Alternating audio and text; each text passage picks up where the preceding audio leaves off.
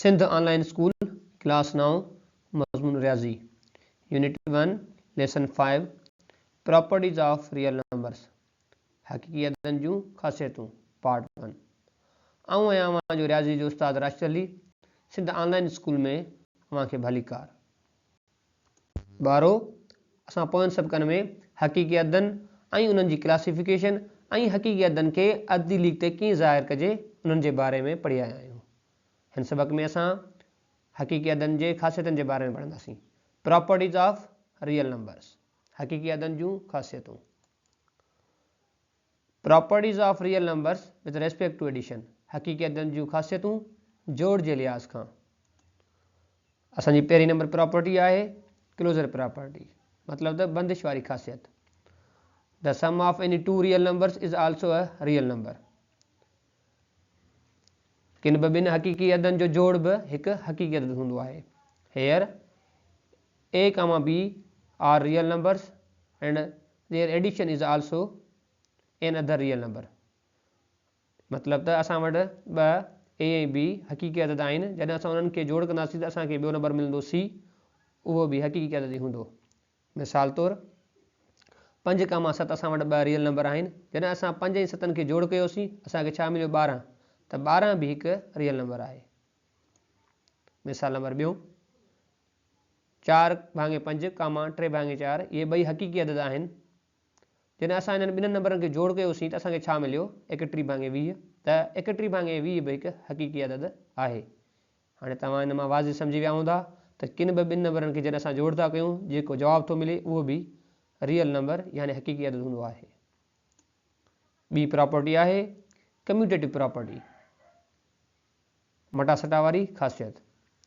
For any two real numbers a and b a plus b is equal to b plus a is called commutative property with respect to addition। किन बि ॿिनि हकीकी अददन a ऐं b लाइ जॾहिं असां a plus b खे जोड़ कयूं या b plus a खे अगरि जोड़ कयूं त जवाबु साॻियो थो अचे, त असां उन खे चवंदासीं त जोड़ जे लिहाज़ खां मटा सटा वारी ख़ासियत। हाणे अचो असां इन्हनि खे मिसालनि जे वसीले सम्झूं था। असांजो पहिरों नंबर मिसाल आहे 10 + 15 इज़ इक्वल टू 15 + 10। असां 10 में 15 जोड़ कयूं या वरी 15 में 10 जोड़ कयूं, ॿिन्ही पासे असांजो जवाबु साॻियो ईंदो। इन खे मटा सटा वारी ख़ासियत चयो वेंदो आहे।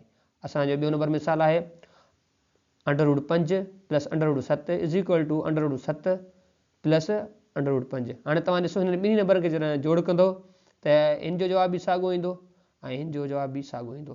त चाहे तव्हां पहिरें नंबर में ॿियो जोड़ कयो या ॿिए नंबर में पहिरियों जोड़ कयो त जवाबु साॻियो थो अचे, त असां उनखे चवंदा आहियूं मटा सटा वारी ख़ासियत।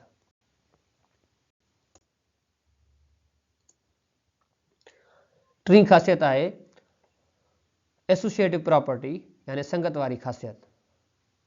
For any 3 real numbers a, b and c such that a plus b bracket overs plus c is equal to a plus small bracket start b plus c small bracket over for all values a, b, c belongs to real numbers is called associative property।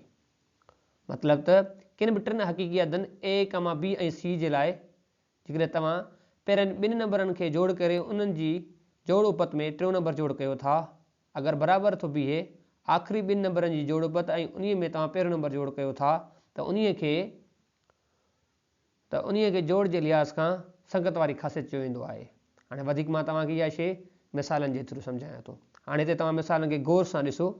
हाणे 3 number आहिनि असां वटि कहिड़ा 4, 5 ऐं 6। तव्हां 4 ऐं 5 खे जोड़ करे उन में 6 रखो था, अगरि इहो बराबरि थो बीहे पोइ ॿिनि नंबरनि खे जोड़ करे यानी 5 ऐं 6 खे तव्हां जोड़ करे तव्हां उन खे पहिरियों नंबर जोड़ कयो था, अगरि उहे ॿई पाण में बराबरि था बीहनि त असां चवंदासीं त इन खे चयो वेंदो आहे संगत वारी ख़ासियत। हाणे हिते तव्हां ॾिसो 4 ऐं 5 खे असां जोड़ कयोसीं, जवाबु आयो 9 ऐं 9 में 6 ऐड कयोसीं थियो 15। हिन साइड अचो 5 ऐं 6 थी विया 11, 11 में जॾहिं असां 4 जोड़ कयोसीं त जवाबु अची वियो 15। त अहिड़े तरीक़े सां इन खे मटा सटा वारी ख़ासियत चइबो आहे। तव्हांखे मां ॿियो मिसाल थो ॾियां। हिते असां छा कयो आहे त पहिरियों ॿिनि नंबरनि खे जोड़ कयो आहे, उन्हनि खे जोड़ करे उन में टियों नंबर ऐड कयो आहे असां, त 7 ऐं 2 थिया 9, 9 ऐं 3 12। अहिड़े तरीक़े सां हिते असां छा कयो आहे त पोयनि ॿिनि नंबरनि खे जोड़ कयोसीं पोयनि खे, ठीकु आहे, यानी कि पोयां जेकी आहिनि असां वटि आख़िरी वारा जेके 2 नंबर आहिनि उनखे जोड़ कयोसीं, यानी कि 2 ऐं 3 थिया 5, उन में पहिरियों नंबर जॾहिं एड कयोसीं थी वियो 12। हाणे तव्हां सम्झी विया हूंदो त संगत वारी ख़ासियत छाखे चइबो आहे। हाणे जेका चौथी प्रॉपर्टी अची थी वञे उहा आहे असां वटि एडिटिव आइडेंटिटी, जोड़ लाइ ज़ाती अंसर। There exist a number 0 belongs to real number such that a plus 0 is equal to 0 plus a for all values of a belongs to real numbers। 0 is called additive identity। चए थो हक़ीक़तन में हिकु अहिड़ो number 0 बि हूंदो आहे जंहिंखे असां कंहिं बि नंबर में जोड़ कयूं त उनजे रिज़ल्ट ते को बि फ़र्क़ु नथो पए, त असां ईअं चवंदासीं त 0 जेको हूंदो आहे उहो जोड़ जे लाइ ज़ाती अंसर हूंदो आहे। सपोज़ कयो कीअं, हाणे ॾिसो हिते असां वटि पहिरियों नंबर मिसाल आहे, जेकॾहिं तव्हां 3 में ॾिसो हिते 0 ऐड कयो था त जवाबु तव्हांजो अचे थो 3, या वरी तव्हां 0 में अगरि तव्हां जेकॾहिं 3 ऐड कयो त तव्हां वटि जवाबु ईंदो साॻियो। इन जो मक़सदु तव्हां सिंपली तव्हां ईअं सम्झो त 0 उहो नंबर हूंदो आहे जंहिंखे असां कंहिं बि नंबर में जोड़ कंदासीं त तव्हांजे रिज़ल्ट ते को बि फ़र्क़ु नथो पए।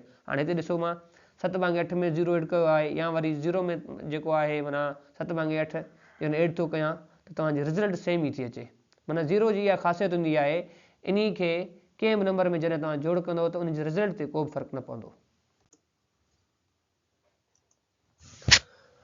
5 असां वटि जेका प्रॉपर्टी अची थी वञे उहा आहे एडिटिव इनवर्स, यानी जमई उपतड़। For each A belongs to real number there exists minus a belongs to real number such that a plus minus a is equal to 0, minus a plus a also is equal to 0। so a and minus a are the additive inverse of each other। चए थो त हक़ीक़ी अदद में कंहिं बि हक़ीक़ी अदद जे लाइ हिकिड़ो काटू उहो साॻियो ई हक़ीक़ी अदद मौजूदु हूंदो आहे। जॾहिं असां इन्हनि ॿिन्ही नंबरनि खे जोड़ कंदा आहियूं त असांजो जवाबु 0 अची वेंदो आहे। हाणे सपोज़ कयो ए हिकु हक़ीक़ी अदद हूंदो आहे त असां उन में ॿियो कहिड़ो नंबर जोड़ कयूं त जवाबु अची वञे 0। इहो लाज़मी आहे, ए में असां माइनस ए जॾहिं जोड़ कंदासीं त जवाबु अची वेंदो 0। हाणे तव्हां मिसालनि मां वधीक सम्झो, चए थो जॾहिं उहो कहिड़ो नंबर आहे जंहिंमें मां माना जेको आहे 6 जोड़ कयां जवाबु अची वञे 0। लाज़मी आहे 6 में असां -6 जोड़ कंदासीं जवाबु अची वेंदो 0, या वरी -6 में मां छा जोड़ कयां त असां वटि जवाबु अची वञे 0। -6 में असां जॾहिं 6 जोड़ कंदासीं +4 त बि असांखे मिली वेंदो जवाबु 0। इन जो मक़सदु इहो थियो त 6 ऐं -6 हिक ॿिए जा एडिटिव इनवर्स आहिनि, यानी जमई उपतड़ हूंदा आहिनि। यानी वरी मां तव्हांखे इहो सम्झायां थो त असां वटि छा हूंदो आहे त उहो हिकिड़ो नंबर जंहिंमें असां ॿियो नंबर जोड़ कयूं त जवाबु अचे 0, उन नंबर में जेको नंबर जोड़ कंदासीं त उन खे जमई उपतड़ चइबो। जीअं असां 3 जो जमई उपतड़ -3 थींदो ऐं -4 जो जमई उपतड़ 4 थी वेंदो। 12 हाणे properties of real numbers with respect to multiplication, हक़ीक़ी अददनि जूं ख़ासियतूं ज़रब जे लिहाज़ खां। असां वटि पहिरीं प्रॉपर्टी आहे क्लोजर प्रॉपर्टी, यानी बंदिश वारी ख़ासियत। The product of any two real numbers a and b is again a real number. किन बि ॿिनि हक़ीक़ी अददनि जी ज़रबूबत बि हक़ीक़ी अदद हूंदो आहे। In addition a, b is a real number, a into b is also a real number is called closure property with respect to multiplication। हाणे हिन में इहो चए थो त a ऐं b ॿ रियल नंबर आहिनि, जॾहिं असां उनखे ज़रब कंदासीं हिते जेको जवाबु ईंदो उहो बि रियल नंबर हूंदो, उन खे असां बंदिश वारी ख़ासियत चवंदा आहियूं ज़रब जे लिहाज़ खां। मिसाल तौरु हिते ॾिसो 5 ऐं 7 ॿ रियल नंबर आहिनि, जॾहिं मां इनखे ज़रब कयो जवाबु आयो 35 बि रियल नंबर हूंदो आहे। ॿियो नंबर मिसाल आहे 3/5 6/7, इहे ॿई छा आहिनि, इहे असांजा हक़ीक़ी अदद आहिनि। जॾहिं असां इन्हनि खे ज़रब कयोसीं जवाबु छा आयो 18/35, त 18/35 बि हिकु रियल नंबर आहे। त असां ईअं चवंदा आहियूं त इन खे बंदिश वारी ख़ासियत यानी क्लोजर प्रॉपर्टी चइबो आहे। ॿी नंबर जेका प्रॉपर्टी आहे उहा आहे कम्यूटेटिव प्रॉपर्टी, यानी मटा सटा वारी ख़ासियत। For any two real numbers a and b, a into b is equal to b into a is called commutative property with respect to multiplication। हाणे चए थो त a ऐं b के ॿ हक़ीक़ी अदद आहिनि, जॾहिं असां a ऐं b खे ज़रब कयूं इहो बराबरि थिए b ज़रब या a जे, त पोइ असां इन खे चवंदासीं कम्यूटेटिव प्रॉपर्टी ज़रब जे लिहाज़ खां। मिसाल तौरु हिते असां वटि आहे √3 √5, असां इन खे ज़रब कयूं, या वरी √5 खे ज़रब कयूं √3 सां जवाब असां वटि सेम ई ईंदो। हाणे इन्हनि खे जॾहिं असां इन्हनि ॿिन्ही खे पाण में ज़र्ब कंदासीं जवाब ईंदो √15 ऐं हिननि ॿिन्ही खे असां जॾहिं ज़र्ब कंदासीं त पोइ बि जवाब ईंदो √15। त असां चवंदासीं इहा आहे मटा सटा वारी ख़ासियत। हाणे असां ॿियो जेको मिसाल आहे हिते आहे 3 ज़रबिया 6 बराबरि हूंदो आहे 6 ज़रबिया 3। हिते जवाबु ईंदो 18 त हिते जवाबु ईंदो 18 ऐं 18 जेको हूंदो आहे इहो रियल नंबर सां तालुक़ु रखे थो त इन्हनि खे चइबो आहे मटा सटा वारी ख़ासियत ज़र्ब जे लिहाज़ खां। असां वटि जेका टी प्रॉपर्टी आहे उहा आहे एसोसिएटिव प्रॉपर्टी संगत वारी ख़ासियत for any 3 real numbers A, B and C। हाणे हिते तवजो सां ॿुधिजो त कम्यूटेटिव प्रॉपर्टी ऐं एसोसिएटिव प्रॉपर्टी में फ़र्क़ु सिर्फ़ु एतिरो आहे हुन में 2 अदद हुआ हिन में 3 अदद हूंदा। A into B into C is equal to A into B into C is called associative property with respect to multiplication। हाणे हिन में छा पियो चए त तव्हां पहिरियां 2 नंबर खणो A B उन जी ज़र्ब वटि सां C खे ज़र्ब कयो या वरी पोयां 2 नंबर यानी ॿियों ऐं टियों नंबर खणो उन्हनि खे पाण में ज़र्ब कयो पोइ उन्हीअ सां उन्हनि जी ज़र्ब वटि सां तव्हां A खे ज़र्ब कंदो त जवाबु ईंदो साॻियो त उन खे चयो वेंदो आहे संगत वारी ख़ासियत ज़र्ब जे लिहाज़ खां। हाणे अचो मिसालनि जे ज़रिए सम्झो था। हाणे ॾिसो असां वटि आहिनि 3 नंबर कहिड़ा 6 4 ऐं 5 इहे असां वटि 3 नंबर आहिनि। पोइ असीं छा कयूं था हिते पोइ हिन 2 नंबरनि खे असां ज़र्ब कयोसीं 4 ऐं 5 खे ज़र्ब कयोसीं जवाबु आयो घणो 4 5 20 20 सां वरी असां पहिरियों नंबर ज़र्ब कयोसीं त छा थियो 26 120। हाणे हिते पोइ हेॾां अचो पोइ हिते वरी हिननि छा कयो आहे त 2 नंबर खे हिन ॿाहिरि कढी रखियो आहे पहिरें नंबर खे ऐं 5 नंबर खे पाण में ज़र्ब कयो आहे हिननि थियो 6 5 30 खे वरी असां जॾहिं 4 सां ज़र्ब कयो त जवाबु छा आयो 120। त असां इन खे चवंदा आहियूं संगत वारी ख़ासियत। हाणे हिन में वरी मां तव्हांखे सम्झायां छा हूंदो आहे तव्हां पहिरियां 2 नंबर खे ज़र्ब कयो उन जी ज़र्ब वटि सां जेको आख़िरी वारो नंबर ज़र्ब कयो या तव्हां छा कयो त आख़िरी वारनि 2 खे ज़र्ब कयो पाण में त उन्हनि सां पहिरियों जेको आहे को बि नंबर ज़र्ब कंदो त असां उन खे चवंदासीं संगत वारी ख़ासियत।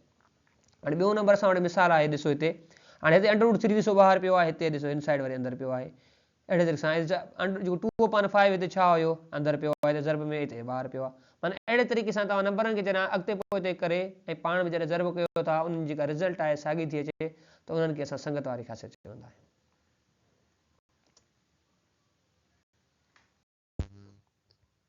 हाणे असां वटि प्रॉपर्टी आहे मल्टीप्लिकेटिव आइडेंटिटी ज़र्ब लाइ ज़ाती Ansar for any real number A when we multiply A with 1 the result will be the same real number।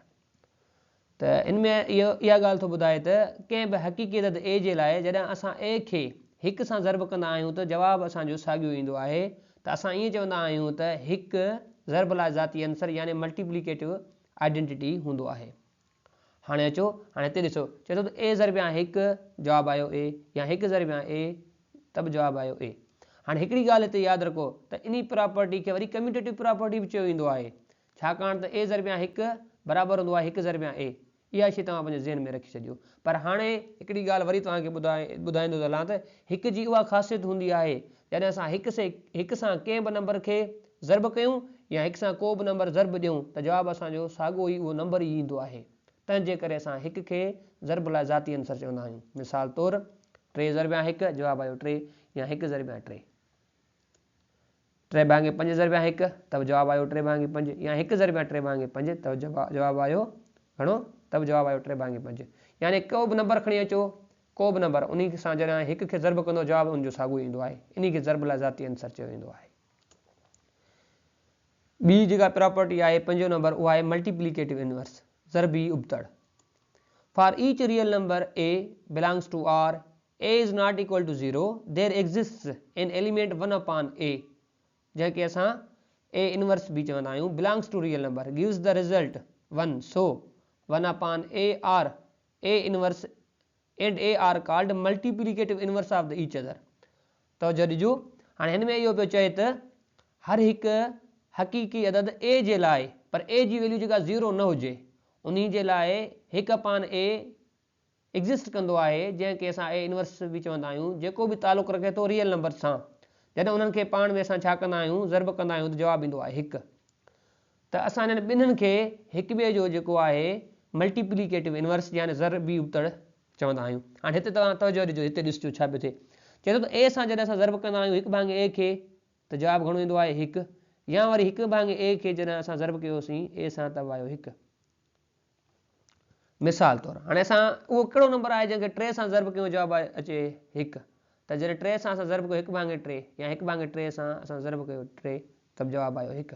अहिड़े तरीक़े सां जेकॾहिं हुजे 2 भाङे 3 उन सां कहिड़ो नंबर ज़र्ब कयूं त असां वटि जवाबु जेको आहे 2 भाङे 3 या मां सिंपली चवां 2 भाङे 3 जो ज़र्बी उबतड़ छा आहे त तव्हां चवंदो 3 भाङे 2। हाणे उहो जेको नंबर हूंदो आहे न असां उनखे छा कंदा आहियूं त जंहिंजो अंश ऐं छेद मटाए छॾींदा आहियूं त अंश हिकिड़े जेकॾहिं असां गिवन हूंदो आहे अंश ऐं छेद त ॿिए पासे छा थींदो आहे ॿियो जेको नंबर खणी ईंदा आहियूं त उनजो जेको छेद आहे उनखे अंश करे छॾींदा आहियूं। अहिड़े तरीक़े सां 3 जो 1 भाङे 3 थियो या 4 भाङे 5 जो जेको थींदो मल्टीप्लिकेट इनवर्स 5 भाङे 4 थींदो। यानी कि कंहिं नंबर सां अहिड़ो नंबर ज़र्ब कयूं जवाबु अचे 1 त असां चवंदासीं त जेको इहे ॿई जेके नंबर आहे उहे हिक ॿिए जा ज़र्बी उबतड़ हूंदा। ॿारो अहिड़े तरीक़े सां अॼु जो सबक़ु पूरो थियो। वरी मिलंदासीं नए सबक़ में। तेसीं ताईं अला भाई।